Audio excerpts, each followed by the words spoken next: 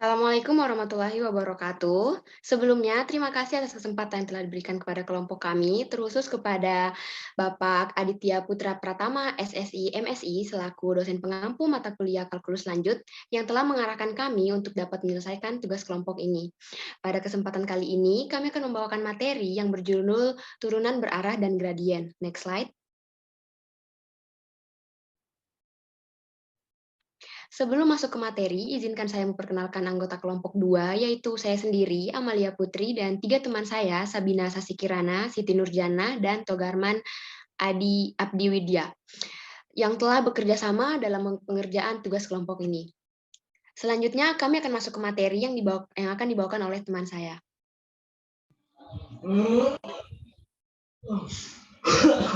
Selanjutnya, saya akan menyebutkan turunan parsial F terhadap X dan turunan parsial F terhadap X dan turunan parsial F terhadap Y, mengukur laju perubahan dan peringan garis singgung pada arah-arah sejajar dengan sumbu X dan sumbu Y. Kita juga harus tahu bagaimana menggunakan cara penulisan vektor dengan benar. Misalkan P sama dengan XY, dan misalkan I dan J adalah vektor-vektor satuan pada arah sumbu X dan sumbu Y positif. Maka kedua turunan parsial di P dapat ditulis sebagai berikut. Yang pertama itu turunan F terhadap X sama dengan limit H menuju 0, F P ditambah H dikali I dikurang FP per H. Kemudian ada turunan parsial F terhadap Y sama dengan limit H menuju 0, FP ditambah H kali J dikurang FP per H. Untuk mencapai konsep tersebut, yang harus dilakukan adalah menggantikan posisi I atau J dengan sebarang vektor satuan.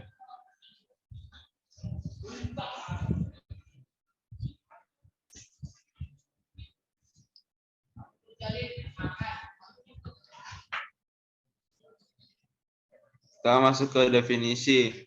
Dimana untuk sembarang vektor satuan U, misalkan turunan berarah F di P terhadap U sama dengan limit H menuju 0, FP ditambah H dikali vektor satuan U dikurang FP per H.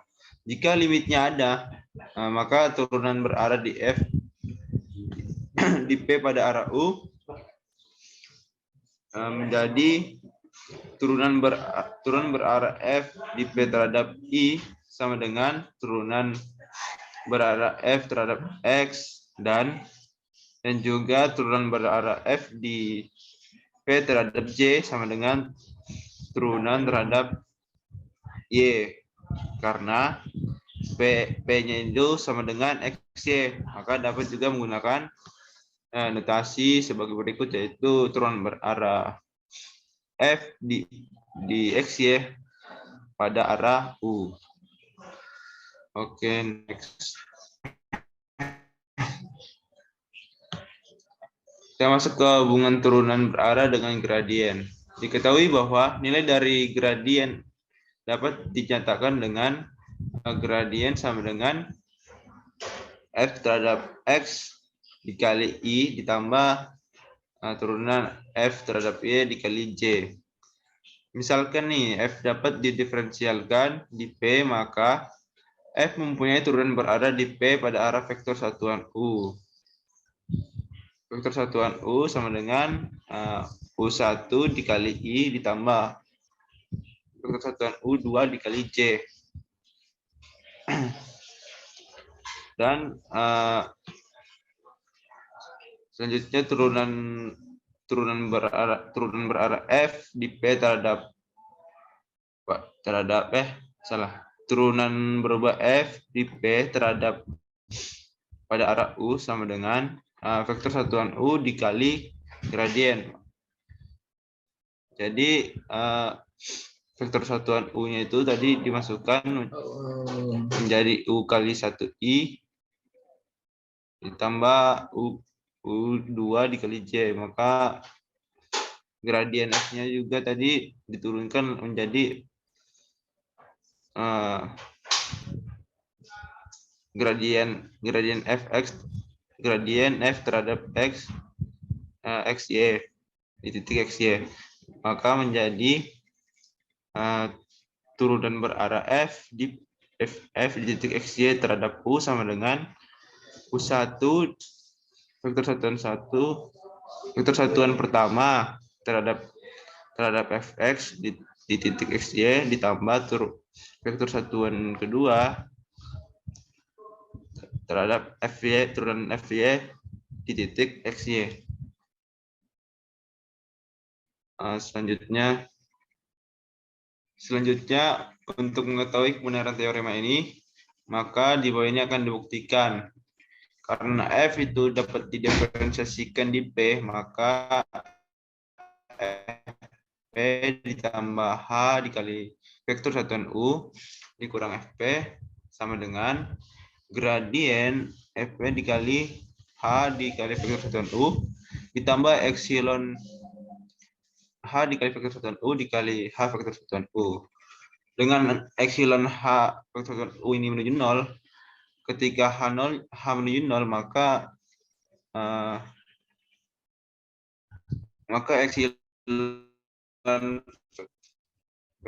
epsilon h kali vektor satuan u ini ikut menjadi 0. Kemudian semua dibagi dengan h, maka hasilnya next.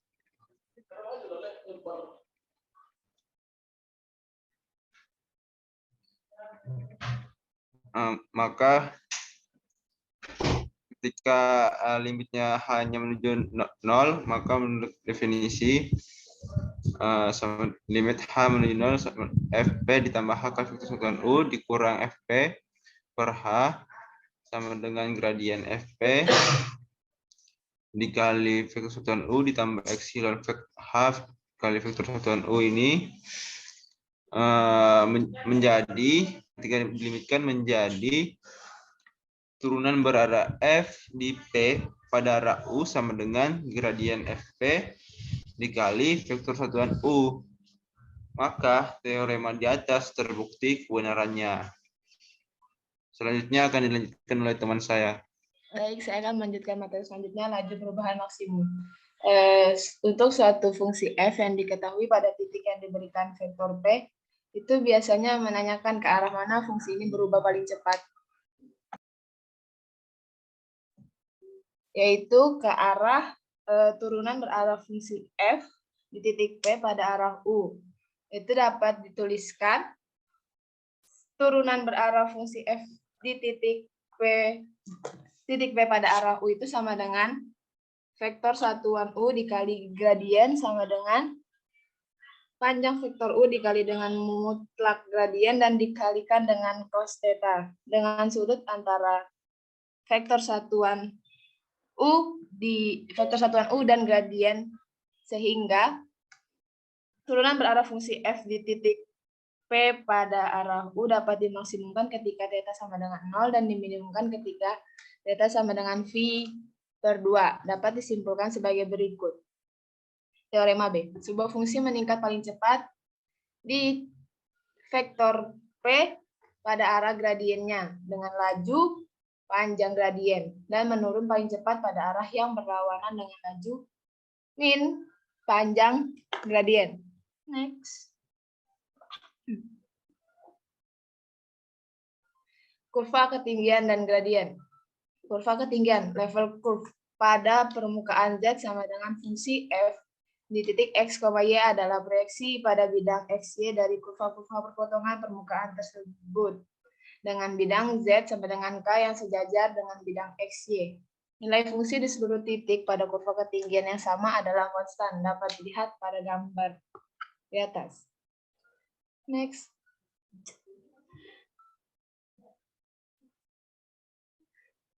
Kurva ketinggian dari fungsi f itu di titik x, y yang melalui titik yang dipilih secara sebarang. Titik P sama dengan x0, y0 pada daerah asal dari fungsi f dinotasikan dengan L. Dan misalkan vektor satuan w q adalah persinggungan dengan L di titik P, Karena nilai fungsi f adalah sama di seluruh titik pada kurva ketinggian L, maka turunan berarah fungsi f itu di titik x0, y0, yang merupakan laju perubahan fungsi f di titik x dan y pada arah vektor satuan u adalah 0 ketika vektor satuan u adalah persinggungan dengan L, karena turunan berarah fungsi f di titik u pada arah u itu sama dengan di titik x0, y0, atau sama dengan gradien di titik x0, y0 itu sama dengan dikali vektor satuan u. Maka dapat disimpulkan bahwa gradien dan vektor satuan u itu saling tegak lurus, suatu hasil yang layak sebagai teorema kurva ketinggian dan gradien. Sekian, selanjutnya akan dilanjutkan oleh saya. Terima kasih.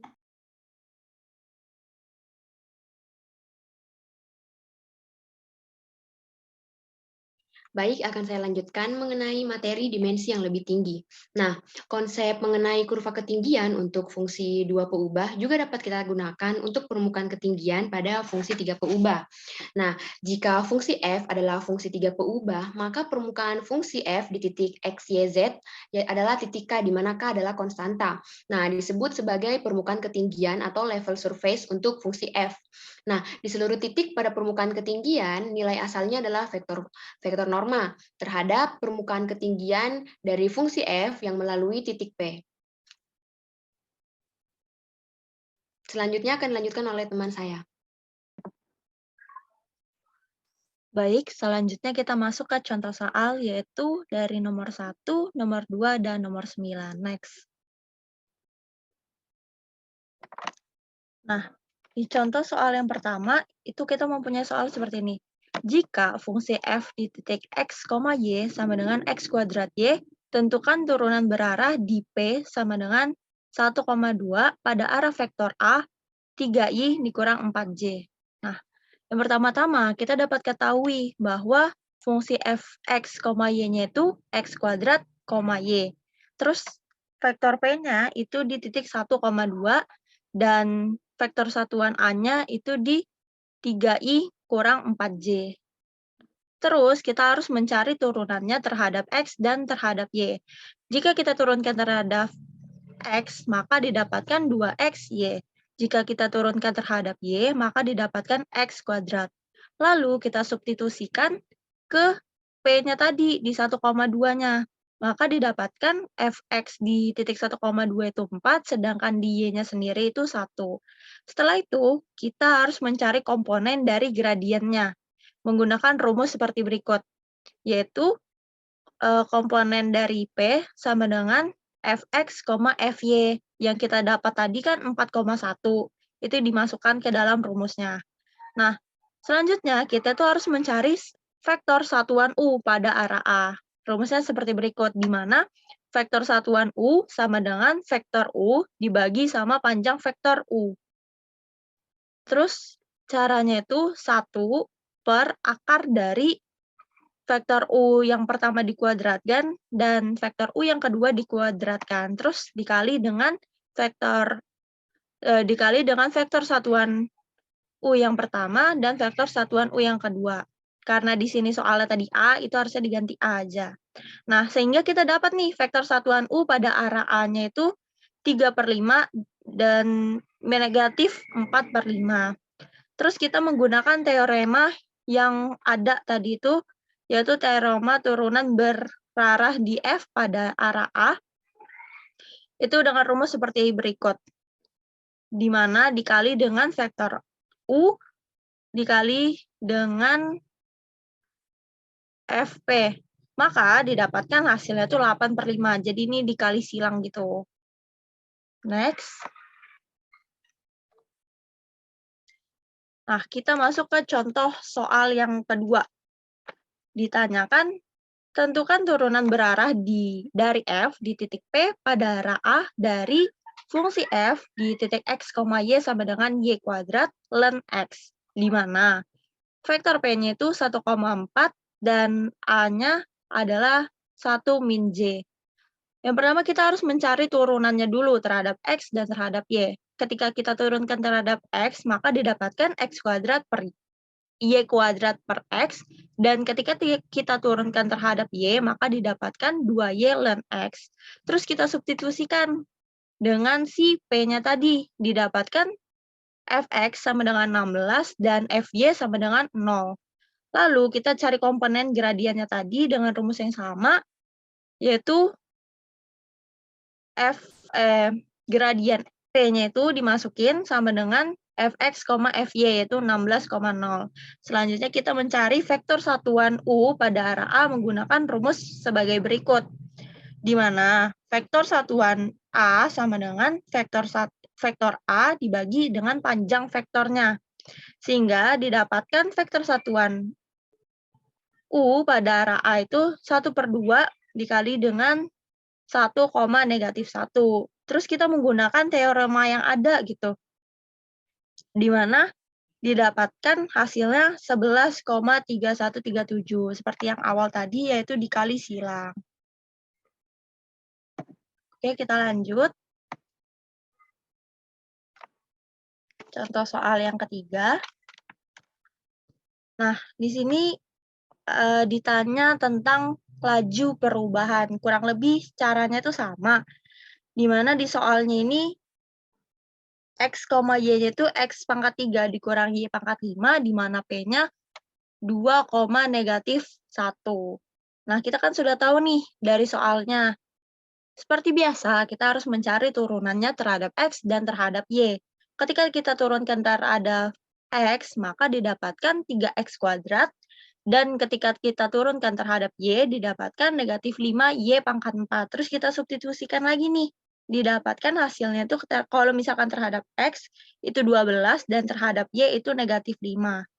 Terus kita cari lagi nih komponennya, dimasukkan seperti tadi, didapatkan komponen Fx sama Fy-nya itu 12 dan -5. Selanjutnya kita cari vektor satuan pada arah tersebut. Kita asumsikan arahnya itu U. Seperti yang tadi, yaitu vektor satuan U sama dengan vektor U dibagi dengan panjang vektornya.